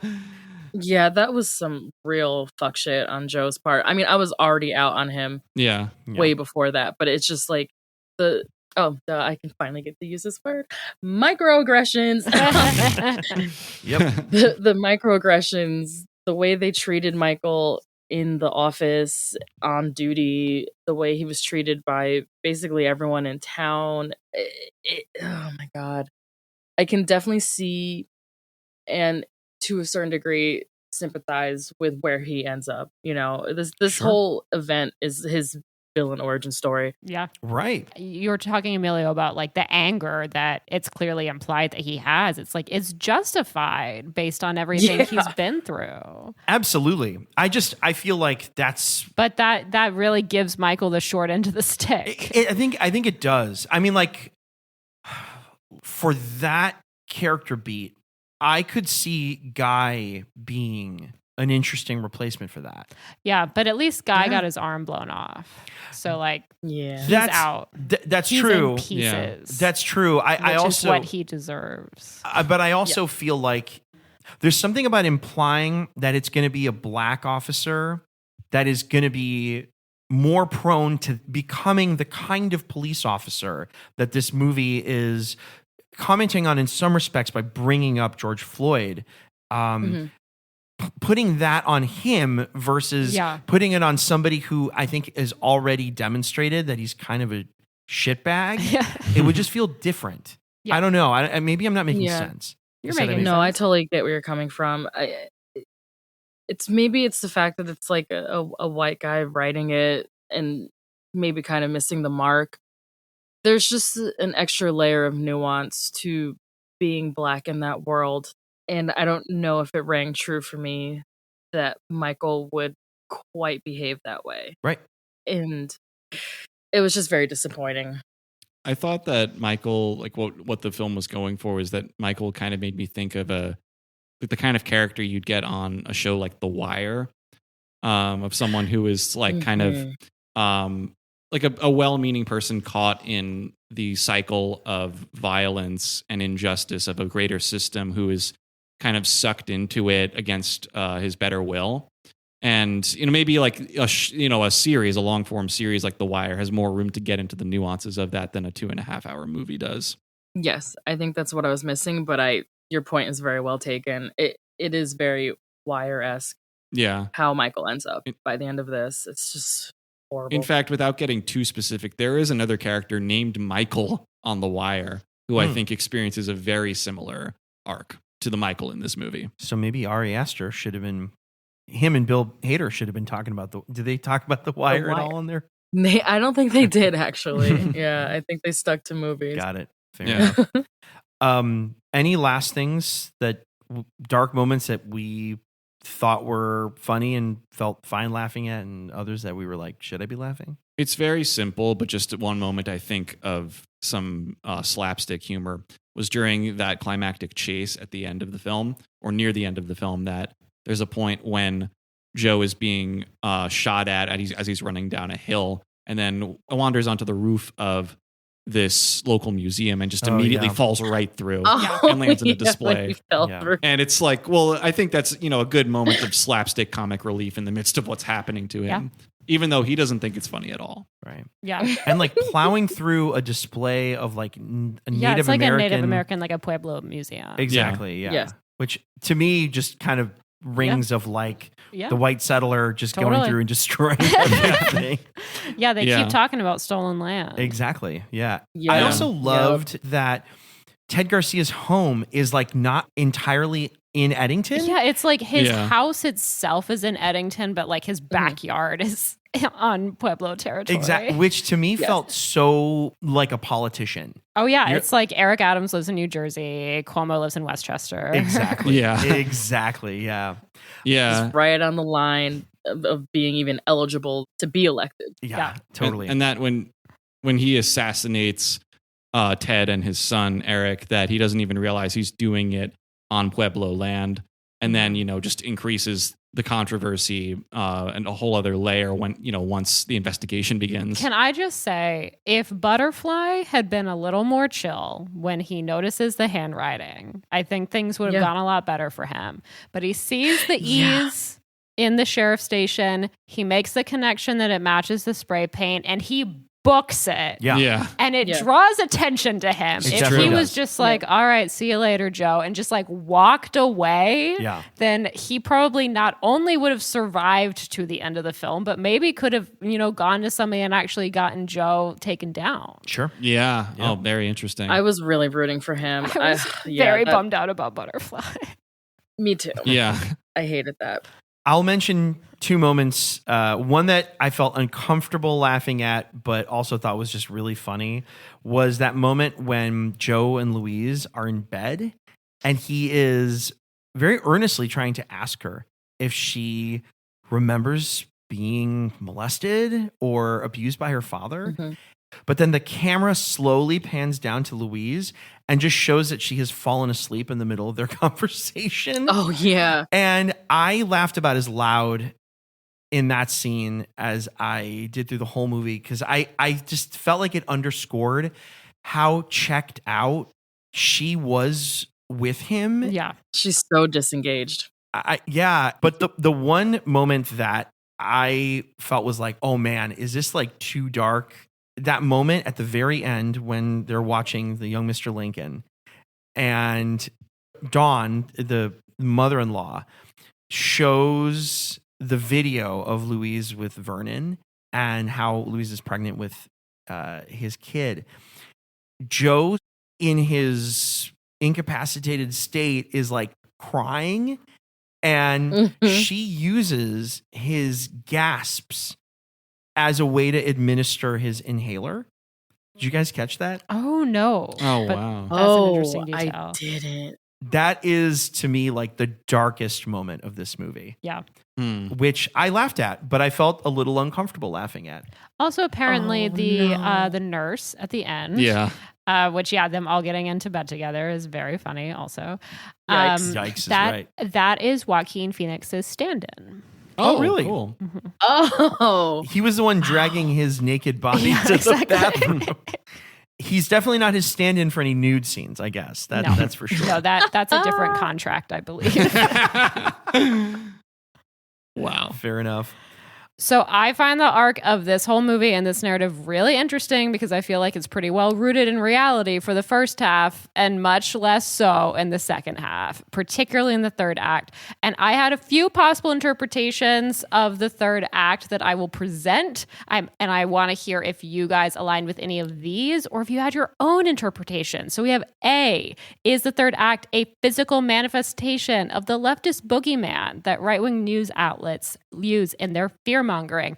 B, a hallucination of Joe's caused by his rising anxiety around his tarnishing reputation, as well as an increasingly serious case of COVID. Or C, a metaphor for the dangers of believing the propaganda seen on the internet.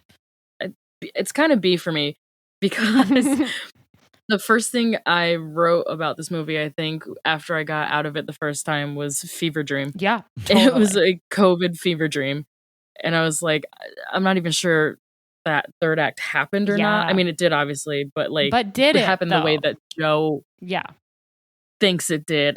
That's a very interesting case. And it made me think of the beginning of Beau's Afraid, where Beau is also like kind of thinks he's being attacked, and you're like not really sure how much is reality and how much is his hallucination. That's how I felt about the third act. And Ari Aster, in one of his interviews, describes Joe as shooting at phantoms. And I don't know that he meant that literally, but I think that is one interpretation. Some more paranoia theme. I do think that paranoia is present there, but I think to answer your multiple choice question, the result there I most agree with is C. I don't even know about a metaphor, maybe a parable about the dangers of believing the propaganda seen on the internet.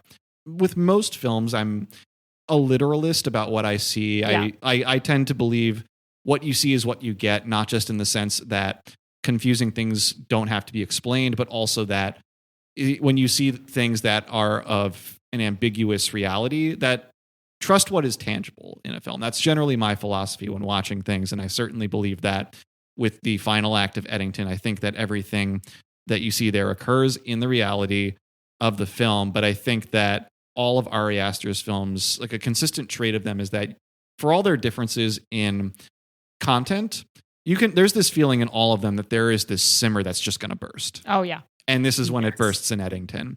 We haven't even mentioned yet that he is, during this whole sequence, being hunted down by this undefined assassin. I mean, and it's never stated explicitly in the film, but my thinking was that those were people hired by the tech corporation that is setting up headquarters in or nearby Eddington, Solid Gold Magikarp. I think that they're agents hired by that company to take care of business. So I think if you interpret it like that, it makes more sense to me that you're like, this is the reality of the film. Because I'm very much like, this is Antifa.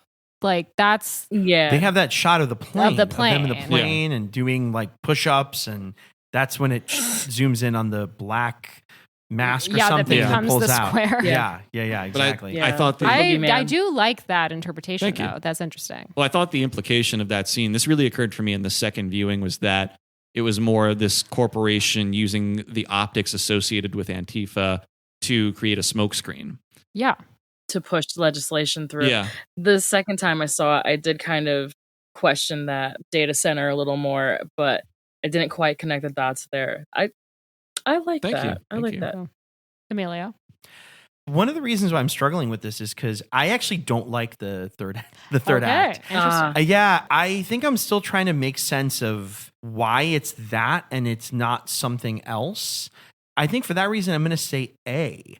I think to say that it's a physical manifestation of the leftist boogeyman, just because to me, and just on my read of the movie, it felt a little too Deus Ex Machina. Yeah. And I like your read on it, Julian. I also feel like it's just way too convenient. While I enjoyed watching it as it was happening, I was like, is this really how this movie is going to incapacitate him? Yeah. It felt kind of lazy to me.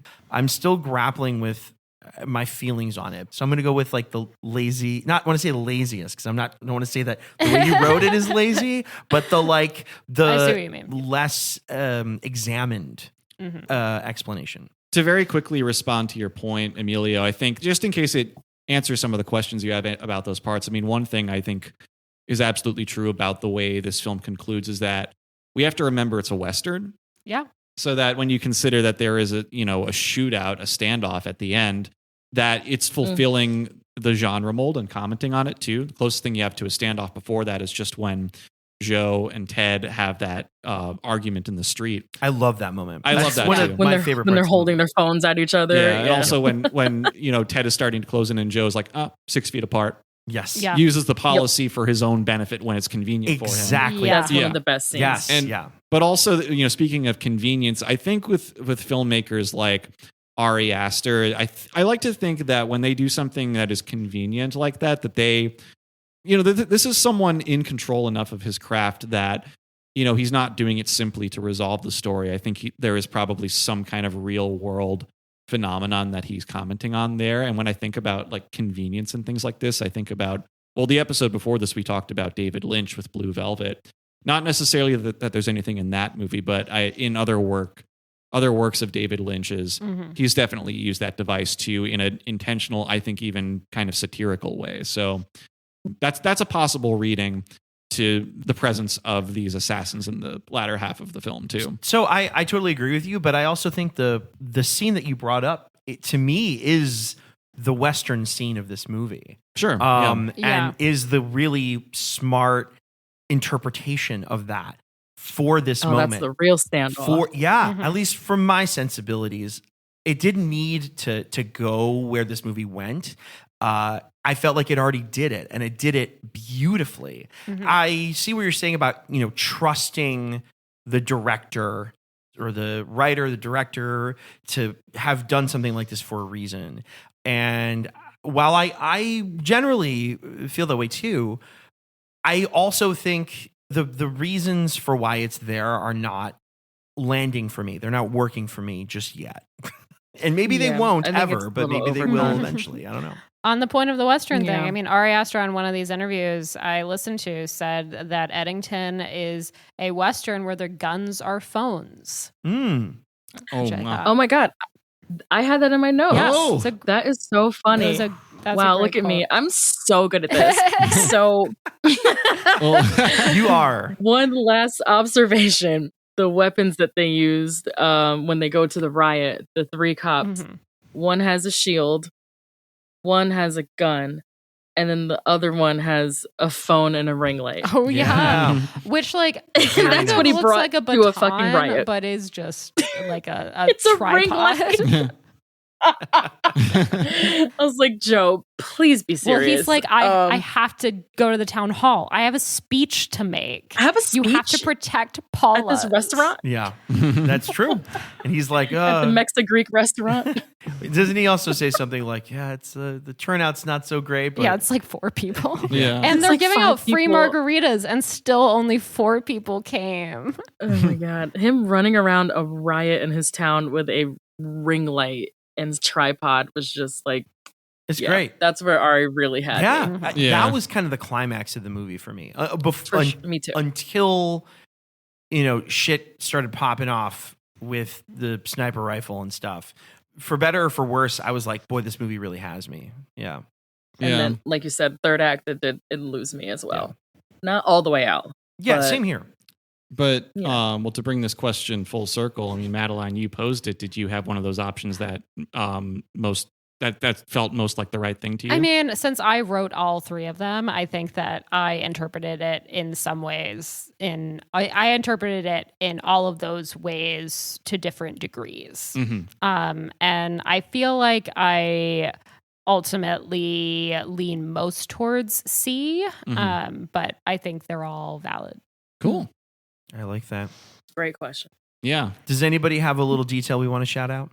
Well, on the topic of audience interrogation, I feel like the moment in this movie, I mean, there are many moments from a content perspective that we've acknowledged already that do that, but the moment in the movie that most literally does that is during the grocery store confrontation, where you see that Ted and Joe are well into their argument, and then Joe turns in the general direction of the camera and says something about the person filming it. Yeah. Like, why are you filming this?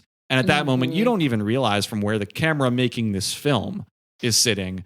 you don't even realize that someone's got their phone out there. It's not till the reverse shot happens. I mean, they show her earlier filming. So when he says it, I immediately it didn't occur to me. I like your read, but I didn't have a moment of like, who's he talking to? Like because you do see her earlier. For a moment, but the camera has dollied in a little bit. So I've when I was watching it, I kind of forgot about that. And then for that reminder to happen, it's like, the camera is facing us now. Yeah, I mean, I like that read. I didn't have that at the moment, but I like it. Thanks. Yeah. Yeah. That, and also just after the scene where Joe has assassinated Ted and Eric, when he's spray painting on their walls, that you just get this immediate cut to the following scene of the car driving, and the spray paint sound follows the car. I really like the sound design there. That was very cool. Yes. And that felt like a great darkly comic moment too. Yeah. Yeah. Those are my little details. I don't have any. Man, I'm tired. Yeah, I hear you. Mariquita, do you have anything for this? No, I didn't. I'll just throw this one in. There was a scene where Dawn, I guess, has found some kind of article, and she is talking to Louise, and she's like, I have this article. I need you to read it. And she's like, I need you to read it now. I need you to read it out loud. And it's the one about how they simulated COVID in 2018 or something. Exactly. Yeah. I love how that character was just forcing themselves on somebody. And I thought it was really well done. She's like sneaky MVP of this movie for sure. Very cool. Well, do we want to do someone like the shared universe? Absolutely. Totally. Let's do it. Well, we were just talking about Dawn, and I have a possible scenario to have preceded Eddington for her. So, in spite of Louise's mother, Dawn, being a vaccine skeptic and a believer of conspiracy theories, let's say that the trauma which underlies her descent into these anti-scientific wormholes is actually pretty understandable and stems from a situation which also raised her guard towards visionary men and cutting-edge science, as we see play out in Eddington. Up until around 16 years before the events depicted in the film, Dawn was married to a man named Howard Mierzwiak, who had pioneered an experimental treatment for people in the midst of breakups, which involved mapping their brains and erasing their memories of former lovers. This treatment seemed to draw many patients and turn a decent profit for some time for Howard, before a mishap with one patient would wake Howard up late one night and call him into action to the suspicion of his wife, whose middle name is Dawn, but then at that time went by her first name, Hollis, during this marriage.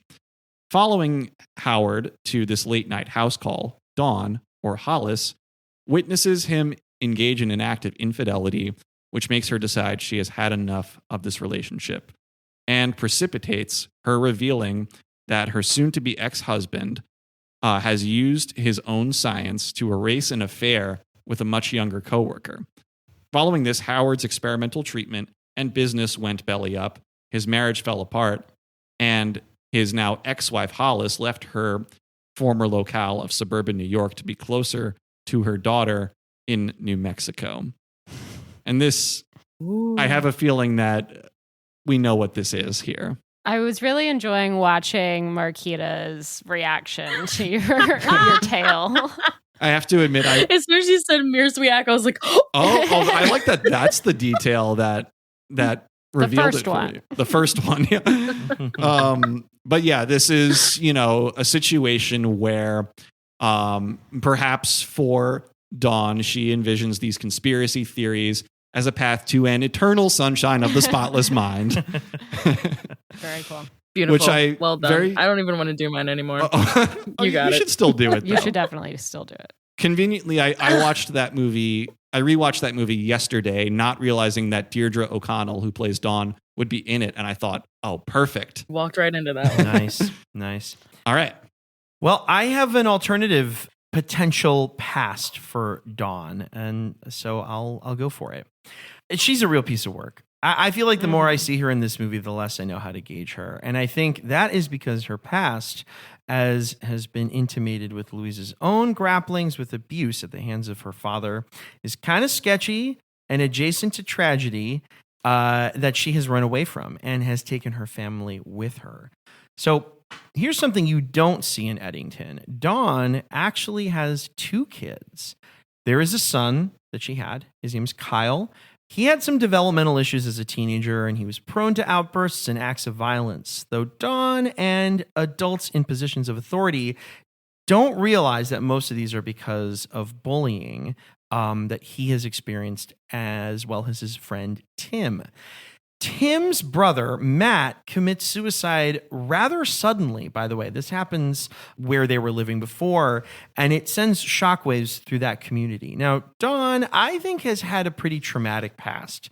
When she finds out about this, as well as her son's derelict behavior, I think it's too much for her to handle. And so she forces her family out of this comfortable suburban enclave that they've lived in to a more remote part of the country where their family can maybe get a new name and can become more reclusive and therefore less open to outside issues that might trigger trauma that Dawn and maybe Louise has.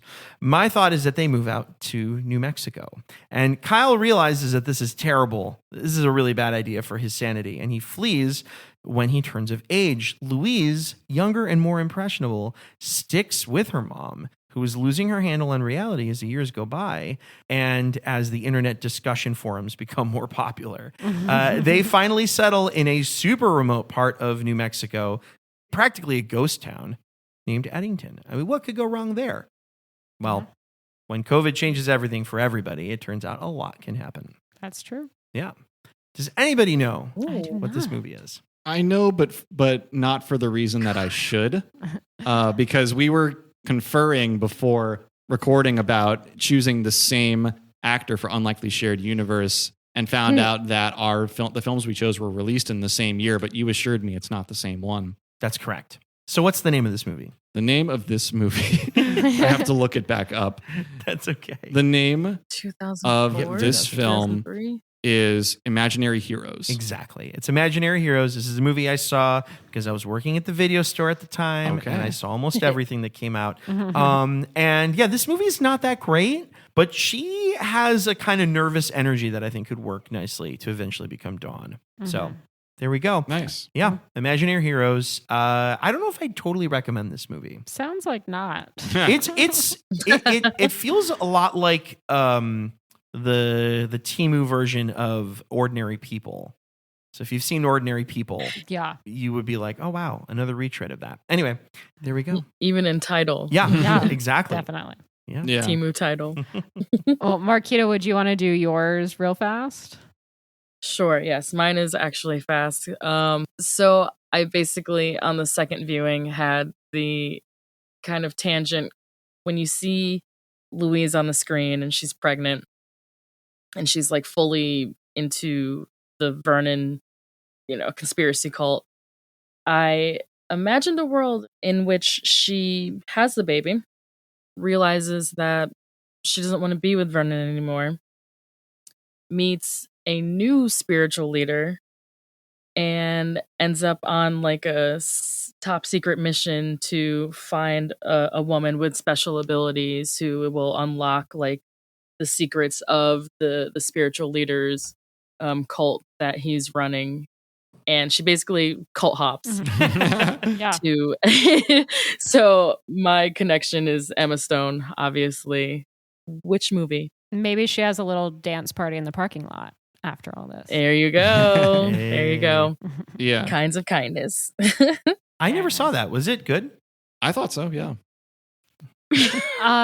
Maybe divided opinions. I'd here. say I think 2/3 of it. Yeah, I mean, I've talked to people who love that movie. I've talked to people who absolutely hated it, and I genuinely don't know where you would fall. Okay, cool. Yeah. But It's a toss up for me. But I think what is apt to say here is that both Ari Aster and Yorgos Lanthimos, director of Kinds of Kindness, I think they occupy a very similar mold as modern filmmakers. I feel like they've both been called like modern Lynches. Yeah. Not in terms of like the exact sensibility that they have, but in terms of making confounding things that polarize people.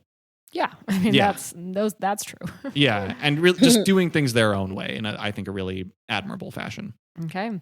Well, I will round us off. Joe, played by Joaquin Phoenix, says that he's been in law enforcement for the better half of his life. However, he may be fudging the facts on that just a little bit. Shortly after his high school graduation, Joe actually enlisted in the military. Unfortunately, this was an extremely scarring experience for him, and he continued to suffer from PTSD for many years after being discharged. It is at this point that he moves to Eddington, joins the police force, and is soon deputized. He even helps in an investigation into a local human trafficking case, catching the eye of an FBI agent who soon convinces him to join the bureau.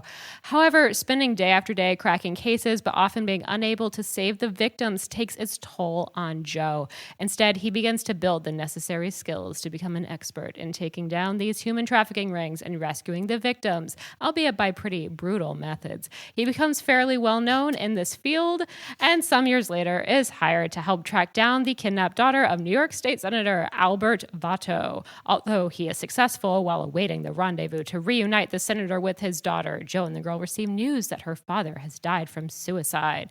Just after police burst into the room in which they had been waiting and take the girl once again. I will not go into too much detail about what happens next because it will fully spoil that film, but after this whole ordeal is over, Joe yearns for the small town life he once left behind. This is when he returns to Eddington, rejoins the police force, and several years later becomes sheriff before the events we see in this film. And it's as if the calling that brings him back to Eddington is the people of that town saying, "You were never really here." Exactly. Ooh. Yeah. Which is a movie, I'll be honest, that I actually fell asleep while watching. So I wasn't sure how successfully I was going to be able to do this, but I was proud of how it came out. Well done.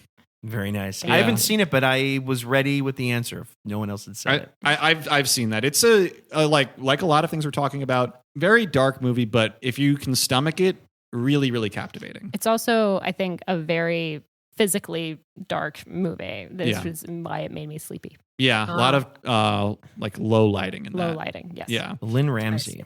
Yes. Right? Yeah. Very cool. Well, is there any last things we want to say about Eddington? Well, I said earlier that I would defend the stance that Ari Aster is not a full-on cynic.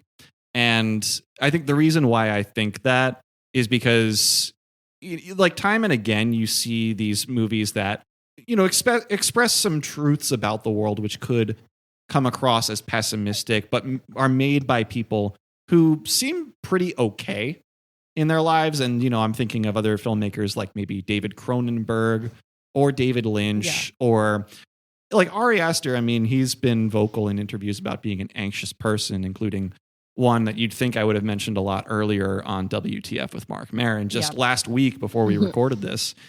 In interviews, he doesn't come across to me as a cynical person. He comes across to me as a very insightful, analytical person. And sometimes the form that takes is in revealing some really unsavory truths about the world that we live in. But I don't necessarily think that that's an inherently cynical thing. Reflection is not cynicism in my view. And I think that there's many other films that can arguably prove the same point. Okay. Yeah. Yeah. It's an interesting way of describing it. I see what you're saying. I also feel like I don't think that Ari Aster has to be a cynical person to make a cynical movie. Like, sure. And I think that a certain amount of certainly not optimistic. Yeah, I think a certain amount of cynicism is healthy, actually. Absolutely. Yeah. I would agree as well. And so I think to me, he's made a deeply, deeply cynical movie. Like the way that this movie ends with this guy incapacitated and is basically a puppet for this, AI company that's moving in, to me is just like bleak as fuck. Yeah. Like absolutely. It's super bleak. Yeah. And sometimes, that's what people like Ari Aster do. They let their cynicism out in their work. Yeah. So the work, work is deeply cynical, but allows those people to like move through life less cynical. Mm-hmm. So that's my take on that. I felt like this was a very Hamlet-esque ending where, there's all this infighting between the people of the town. And meanwhile, there's this big corporation that hasn't been stifled by any of it. They just do what they were always going to do. Move right on in. Yeah. Totally. Marquita, do you have any closing thoughts? No, not really. Me either. I'm tired. I'm getting sleepy. This movie gave us a lot to chew on. yeah. Yeah. Time. I'm really glad I saw it a second I am time and too. that I got to talk it out with y'all. I might even see it again. There's a lot here. Yeah. I think that I enjoyed it the first time, but there are a few things like watching it the second time. I'm like, man, this is just really unlocking for me in a totally new way. Mhm. And I really feel like Dougie's going to want to see this again because he didn't go with me this morning. So I feel like I'm going to have to see it a third time unless he goes without me. Yeah. It's very thought-provoking work from him. Yeah. Yeah, 100%. And it made me want to see Beau is Afraid. so. Buckle up. Same here. Same Yeah. here. I think I'll have to make time for that. Well, You and Julian have convinced me. well, like it or not, Ari Aster gives you a lot to talk about. Yeah, Oh, And boy. in Yes, that he does. respect, Eddington is an unqualified success. for sure. There you go. So, guys, what are we talking about next week? I'm pretty excited. We're going to keep this kind of satire train a-rolling here because next time we meet, we are going to talk about a movie that came out in the year 2000, directed and written by a luminary, I think, of his time, Spike Lee. That movie is Bamboozled. And I'm really excited. I'm excited for you guys to see this. Yeah. Have you seen Bamboozled, Marquita?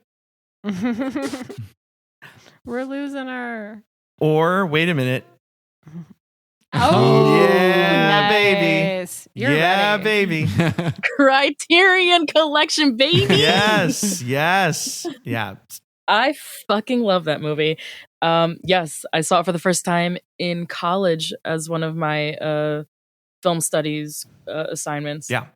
Pretty mind-blowing, right? For listeners, you couldn't Yeah. see it, but Marquita just showed us a physical copy of Bamboozled on screen.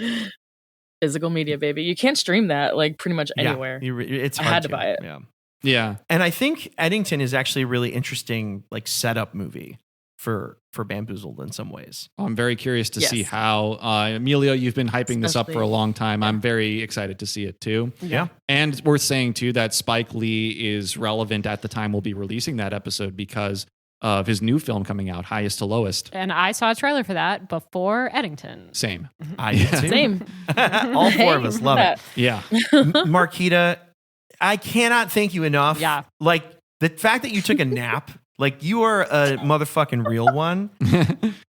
And I'm a real head. I do it for us. I do it for the Criterion kids.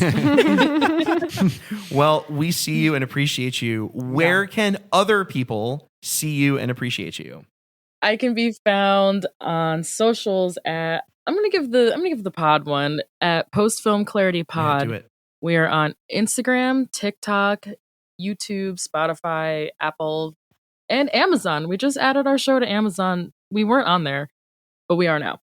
And we're coming back season 2 with Past Lives Oh, at nice. the end of August, Nice. early September. Yeah. So good. Yeah.